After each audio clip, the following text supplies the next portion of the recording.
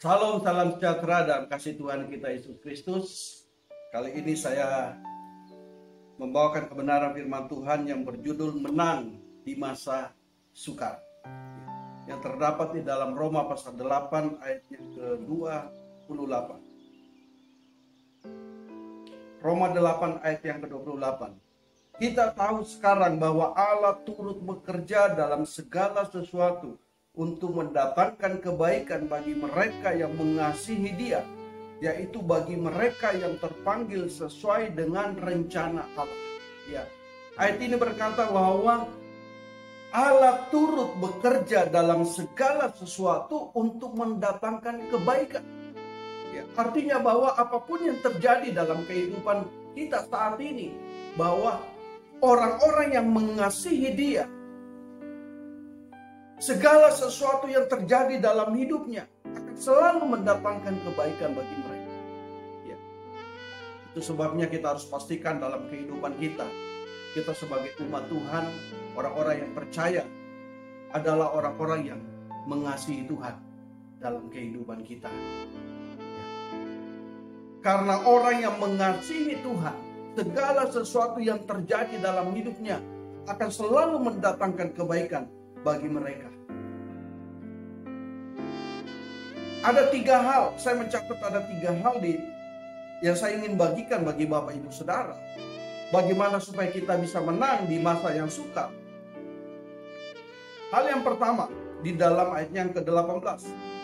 Dikatakan di situ, sebab aku yakin bahwa penderitaan zaman sekarang ini tidak dapat dibandingkan dengan kemuliaan yang akan dinyatakan kepada kita. Yang pertama, untuk kita bisa dapat keluar dari masa kesukaran, kita harus memiliki keyakinan kepada Allah. Apapun yang terjadi dalam kehidupan kita harus memiliki keyakinan akan Tuhan. Ini kunci untuk kita bisa keluar dari masa kesukaran. Saya memberikan contoh, yaitu Ishak. Ketika terjadi kelaparan di negeri Filistin pada saat itu, di mana Ishak tinggal. Tujuan daripada Ishak untuk pergi ke Mesir. Tetapi kita melihat bahwa Ishak taat mendengarkan suara Tuhan untuk tidak pergi ke Mesir. Mengapa Ishak mendengarkan suara Tuhan? Karena ia memiliki keyakinan tentang Allah yang dia sembah. Jadi kita sebagai orang percaya, kita harus memiliki keyakinan. Ya, keyakinan yang kita terhadap Allah membawa ketaatan kita kepada Tuhan. Sehingga apa yang Tuhan ajarkan, apa yang Tuhan perintahkan dalam kehidupan kita, itu akan mendatangkan. Ya, kita mau mentaati. Ya. Seperti Ishak mau mendengarkan suara Tuhan, dia mau mentaati, tidak pergi ke Mesir. Tuhan perintahkan jangan pergi ke Mesir.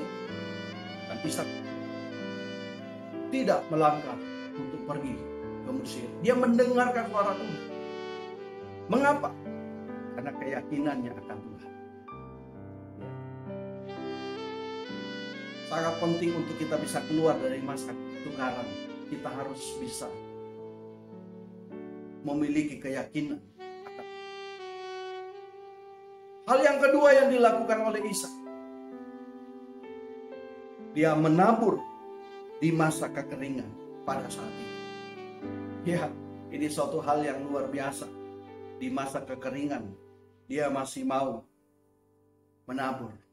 Kalau dia tidak memiliki keyakinan akan Tuhan, pasti dia hanya menunggu waktu saja. Dia hanya berdiam diri. Tetapi karena dia memiliki keyakinan akan Tuhan, dia memiliki keyakinan bahwa Tuhan sanggup memberkati kehidupannya. Sehingga ketika Ishak tidak pergi ke Mesir, dia tinggal di Gerar pada saat itu. Disitulah dia menabur. Ya. Demikian juga dalam kehidupan kita sebagai orang percaya.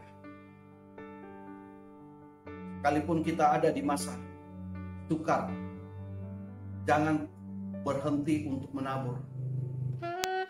Kejadian pasal 8 ayat yang ke-22 berkata, selama bumi masih ada, akan berhenti-henti musim menabur dan menuai, dingin dan panas, kemarau dan hujan, siang dan malam. Selama bumi masih ada, dikatakan takkan berhenti musim menabur dan menuai. Jadi kapan saudara berhenti menabur, saudara akan berhenti menuai. Sekalipun kita ada di dalam masa kesukaran, jangan berhenti untuk menabur. Karena kapan engkau berhenti untuk menabur, engkau akan berhenti menuai. Jangan engkau memiliki alasan. Saat ini juga kita akan mengalami kesusahan. Kalau kita mau menuai di masa kesukaran, menaburlah di masa kesukaran. Ya. Tetapi kuncinya adalah memiliki keyakinan. Ini sangat penting untuk kita bisa menang di masa kesukaran. Kalau kita tidak memiliki keyakinan akan Tuhan, maka kita akan kalah. Kita akan meninggalkan Tuhan. Hal yang kedua, yaitu di dalam ayat yang ke-22. Sebab kita tahu bahwa sampai sekarang segala makhluk sama-sama mengeluh dan sama-sama merasa sakit bersalin. Ya. Hal yang kedua, untuk kita bisa menang di masa yang sukar, yaitu kita harus bertekun di dalam doa. Paulus menggambarkan seperti seorang yang mengeluh, ya, dan seperti orang yang sakit bersalin. Jangan kita salah memaknai ayat ini, bukan mengeluh seperti bahasa Israel yang bersungut-sungut. Bukan itu yang dimaksud ayat ini. Kata mengeluh di sini artinya bahwa dia berdoa kepada Tuhan. Ya. Itu sama dengan apa yang dikatakan oleh Yesus, berbahagialah orang yang berduka cita karena mereka dihiburkan. Jadi maksud oleh Tuhan di situ bukan berduka cita karena kehilangan orang yang kita cintai, bukan karena akibat daripada kematian, bukan akibat dari apa yang kita alami, tetapi yang dimaksud di situ berbahagialah orang yang berduka cita karena mereka dihibur. Artinya bahwa mereka memiliki pengharapan kepada Tuhan. Dia berseru, seperti Paulus katakan, seperti dia mengeluh, seperti seorang yang sakit bersalin. Inilah yang harus kita lakukan, bertekun. Kata bertekun dalam doa itu artinya sesuatu yang kita harus melakukan terus menerus. Ini bukan suatu hal yang gampang, bukan suatu hal yang mudah, bahkan sesuatu hal yang menyakitkan buat daging kita. Dan kita harus menundukkan keinginan daging kita untuk tidak suka berdoa. Jadi kita harus bertekun untuk kita bisa menang di dalam masa kesukaran. Kita harus bertekun di dalam doa. Roma 12 ayat yang ke-12 berkata, bersukacitalah dalam pengharapan, sabarlah dalam kesesakan, dan bertekunlah di dalam doa. Apa yang dikatakan oleh Paulus, bersukacita dalam pengharapan, sabar dalam kesesakan. Artinya bahwa apa yang dikatakan oleh Paulus sendiri pada saat itu mengalami banyak aniaya penderitaan. Bahkan kita tahu bahwa Paulus sempat dipenjara di Roma, tetapi ia masih bisa berkata menguatkan jemaat Tuhan untuk dia bersukacita. Dia masih tetap bersukacita walaupun mengalami banyak penderitaan. Ini yang harus kita lakukan sebagai orang-orang percaya, sebagai orang-orang beriman. Kita harus tetap bersukacita di dalam apa? Di dalam pengharapan. Kita harus bersukacita di dalam pengharapan. Sabar di dalam kesesakan. Ini bukan suatu hal yang mudah. Berarti ada suatu penderitaan yang begitu mungkin menyakitkan. Sehingga Paulus katakan sabar di dalam kesesakan. Mungkin saat ini engkau mengalami kesesakan dalam hidupmu. Engkau mengalami penderitaan dalam hidupmu. Firman Tuhan mengatakan bahwa bertekunlah di dalam hidup. Sabar. Maka kita harus memiliki sukacita. Sukacita yang Tuhan berikan dalam kehidupan kita tidak sama dengan sukacita yang dunia berikan. Damai sejahtera yang Tuhan berikan bagi orang-orang percaya itu tidak sama dengan damai sejahtera yang dunia berikan. Yohanes 16 ayat 33 juga berkata, semuanya ini kukatakan kepadamu, supaya kamu beroleh damai sejahtera dalam hati. Dalam dunia kamu menderita penganiayaan, tetapi kuatkanlah hatimu, aku telah mengalahkan dunia. Ya. Apa yang Yesus katakan mengenai penderitaan yang akan dialami oleh murid-muridnya. Ya. Tuhan berkata, semuanya itu kukatakan kepadamu supaya kamu beroleh damai sejahtera di dalam aku. Tuhan sudah memberitahukan kepada kita bahwa pada akhir zaman akan ada penderitaan yang akan dialami oleh banyak anak-anak Tuhan. Bahkan apa yang kita alami saat ini belum sebanding dengan apa yang nanti akan kita alami. Yang akan kita alami lebih dahsyat lagi. Ya. Puncaknya itu di dalam Wahyu pasal 13. Di mana ketika antikris akan berkuasa. Tetapi sebelum pasal 13 ada banyak penderitaan dan kesusahan yang akan dialami oleh banyak orang percaya. Jadi apa yang kita alami ini adalah sebuah latihan buat kita saat ini. Karena kita akan mengalami hal yang lebih dahsyat lagi di kemudian hari. Itu sebabnya kita harus bertekun di dalam doa. Saat ini, hari-hari ini kita menghadapi banyak kesusahan penderitaan. Ini adalah sebuah latihan buat saya dan saudara. Karena akan ada lagi kesusahan yang lebih besar. Ya. Semuanya ini dikatakan oleh Yesus sendiri juga mengatakan kepada murid-muridnya. Kalau saudara baca di dalam Matius pasal 23 dan 24. Mengenai apa yang terjadi sebelum kedatangan Tuhan yang kedua kali. Ya. Tuhan juga mengatakan kepada murid-murid. Dikatakan bahwa supaya kamu beroleh damai sejahtera di dalam aku. Jadi miliki damai sejahtera yang dari Tuhan. Dan itu hanya kita temukan apabila kita memiliki keintiman dengan Tuhan. Kita senantiasa bersekutu dengan Tuhan. Maka sukacita, damai sejahtera itu kita dapat miliki. Ya. Saya mencatat ada 3 alasan mengapa kita harus bertekun di dalam doa. Yang pertama, yaitu kita belajar untuk mencari Tuhan. Dengan kita bertekun di dalam doa, di situ kita belajar untuk selalu mencari. Sesuatu yang kita lakukan terus-menerus itu akan membentuk kebiasaan kita dan menjadi sebuah karakter. Ya. Sehingga ketika apapun ya yang terjadi dalam kehidupan kita, kita senantiasa selalu mencari Tuhan. Jadi bukan saja pada saat kita mengalami ya penderitaan, bukan saja pada saat kita mengalami masalah kita datang kepada Tuhan, tetapi setiap hari kita mau belajar untuk berdoa, bertekun di dalam doa, selalu mencari wajah Tuhan. Ya, hal yang kedua, mengapa kita harus bertekun di dalam doa? Ya, itu melatih untuk selalu kita mengandalkan Tuhan. Ya, dengan kita bertekun di dalam Tuhan, berarti itu melatih kehidupan kita untuk selalu mengandalkan Tuhan. Jangan mengandalkan manusia, jangan mengandalkan kekayaanmu, jangan mengandalkan kepintaranmu. Dengan kita selalu berdoa kepada Tuhan, maka kita akan mengandalkan. Kita berkata terkutuklah orang yang mengandalkan manusia. Jadi jangan ada hal yang kita andalkan di dalam dunia ini selain daripada Tuhan. Hal yang ketiga yaitu melatih kita untuk selalu bersyukur.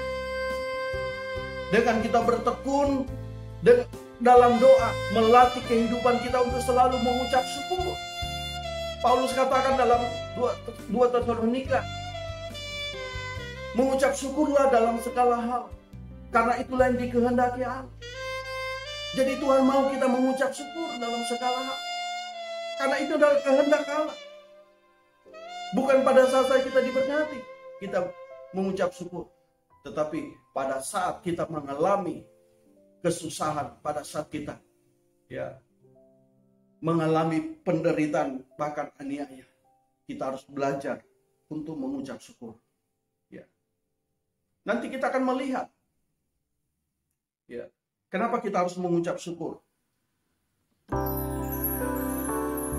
Nah, bagian yang ketiga, kita masuk di dalam bagian yang ketiga, untuk kita bisa menang di masa yang sekarang, di masa kesukaran, yaitu kita harus menerima karunia sulung roh.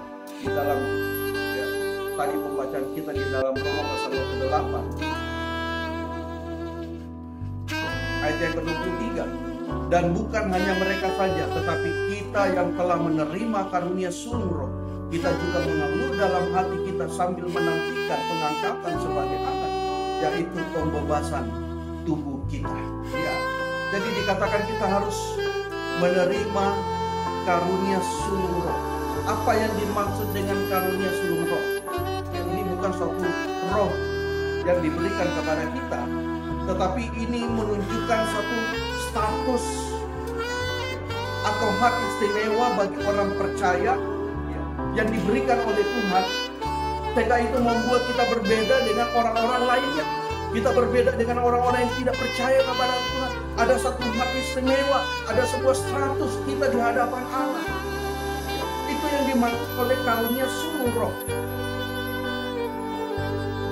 Hal ini menunjukkan posisi rohani kita di hadapan Tuhan untuk menerima kepenuhan Kristus, sehingga rencana Allah itu dapat digenapi secara sempurna.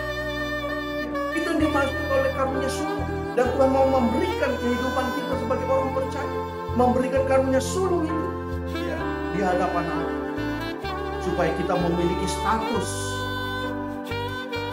kita memiliki hak istimewa sebagai orang-orang percaya, sehingga rencana Allah dapat digenapi secara sempurna. Nah, akibatnya apa? Ketika kita menerima karunia sulung, Efesus pasal 1 ayat 22 dan 23.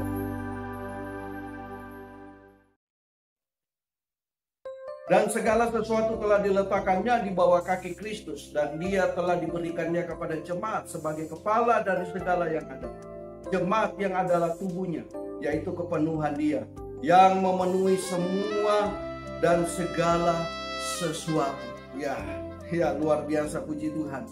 Jemaat yang adalah tubuhnya, yaitu kepenuhan dia yang memenuhi semua dan segala sesuatu. Tuhan akan memenuhi semua kebutuhan kita dari segala sesuatu. Ini yang membuat kita menjadi seorang pemenang. Ini yang membuat kita bisa keluar dari masa yang sukar. Ketika kita menerima karunia sulung roh itu, yang membuat kita berbeda dengan orang-orang yang tidak percaya kepada Tuhan. Artinya bahwa ada 3 hal kita pahami ketika kita menerima karunia sulung, yaitu posisi rohani kita di hadapan Allah. Ini menunjukkan bahwa kita memiliki posisi rohani di hadapan Allah. Yang kedua, kita bertumbuh di dalam otoritas Allah. Ketika roh sulung itu diberikan kepada kita, kita akan bertumbuh di dalam otoritas Allah.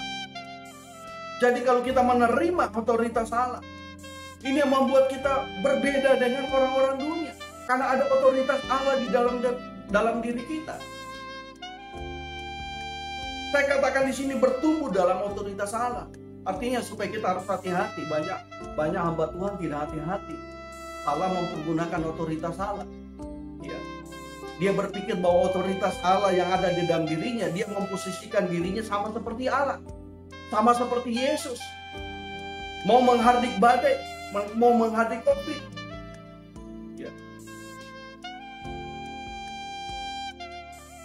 Tentu iman kita berbeda dengan imannya di Yesus. Imannya Yesus sudah sempurna, kita belum sempurna. Jadi jangan kita memposisikan diri kita sama seperti Tuhan yang mau menghardik badai. Ya. Kalau kita mau menghardik bisa terjadi, bisa berhenti, bisa juga tidak. Itu menunjukkan bahwa keterbatasan kita sebagai manusia, iman kita belum sempurna. Ya. Jadi kita harus hati-hati dalam hal ini. Karunia sulung roh membuat kita membedakan kita kepada anak-anak Tuhan. Berarti bukan berarti bahwa kita memposisikan diri kita sama seperti Tuhan, sama seperti Allah. Karena iman kita belum sempurna. Tetapi kita bertumbuh di dalam otoritas Allah. Bukan berarti kita tidak bisa menghardik badai. Bukan kita tidak bisa menghardik setan. Kalau ada otoritas Allah di dalam diri kita, maka kita juga bisa melakukan apa yang pernah dikerjakan oleh Dia. Tetapi bukan berarti kita bisa melakukan secara sempurna. Ya. Jadi kita harus hati-hati dalam hal ini. Ya. Yang ketiga adalah semua masalah dan kondisi apapun ada di bawah kendali kita.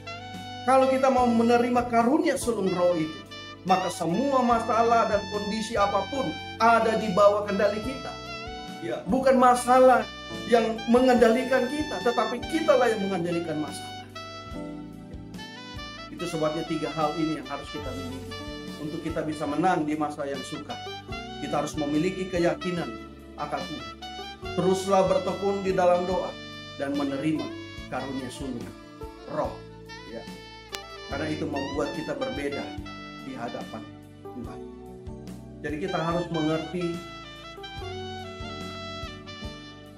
segala sesuatu yang terjadi dalam kehidupan kita saat-saat ini.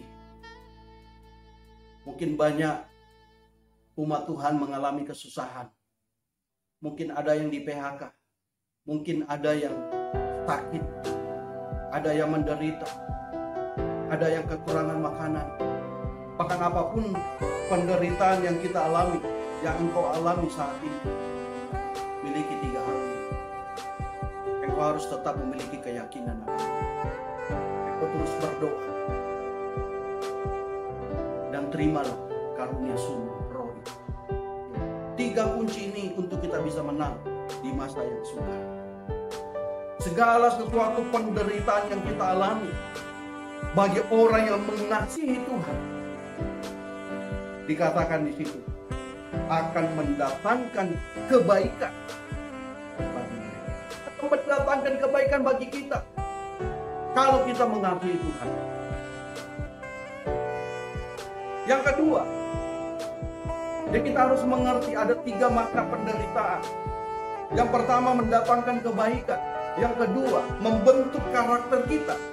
Kalau saudara baca di dalam ayat yang ke-29 dalam Roma pasal 8. Yang ketiga adalah membawa kepada kemuliaan. Itu di dalam ayat yang ke-30. Karena Tuhan mau dipermuliakan. Tuhan mau ditinggikan. Begitu juga dalam kehidupan. Jadi 3 makna penderitaan yang terjadi bagi orang-orang yang mengasihi Tuhan. Mendatangkan kebaikan, akan membentuk karakter kita. Penderitaan itu membentuk karakter kita, dan penderitaan membawa kemuliaan. Jadi miliki 3 hal ini untuk kita bisa menang atas penderitaan, yaitu miliki keyakinan akan Tuhan. Teruslah berdoa, bertekun di dalam doa, dan memiliki karunia sulung roh. Tuhan memberkati.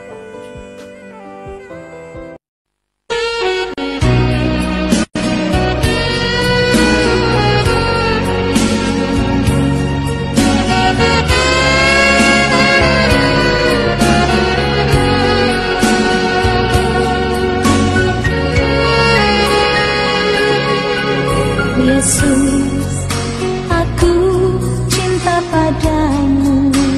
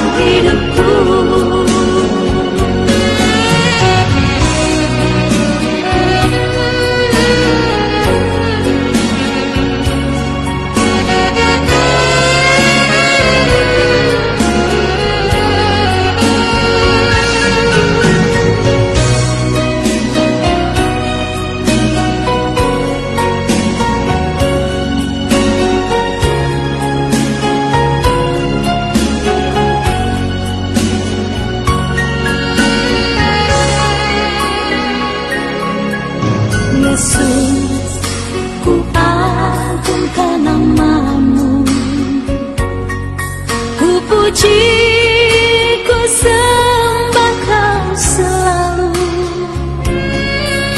Dalam kesusahan, dalam kelimpahan, Yesus segalanya bagiku. Bagaikan gelombang menerpa kapalku, Yesus tangkap juru mudiku. Ku takkan tenggelam, ku tak akan goyah, Yesus menopang